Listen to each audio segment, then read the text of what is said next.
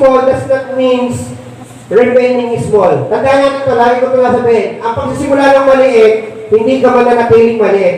Lahat tayo nagsisimula sa maliit. Pero hindi tayo mananatiling. Doesn't mean we remain small. We remain despised. For example, minamalit ka ng ibang tao sa pangarap mo, parang tingin na walang mararating ikaw, OFW ka lang, ako worker ka lang, caretaker ka lang, ako engineer, ako doktor, parang dinidevalue ka. Yun, minamalit yung pagkatao mo. Anong believe that? Because hindi tayo mananatiling minamalit ng ibang tao. When God is with us, ang Lord ang tutulong sa atin na one day, those people devalue us, those people na kunyang minamaliit tayo, makikita nila because ang Panginoon ang kikilos sa buhay natin. Amen? Kaya church, do not despise the potential na meron tayo inside of us. Yung katabi mo, huwag mo yung maliitin. Maliit na talaga yan. Amen?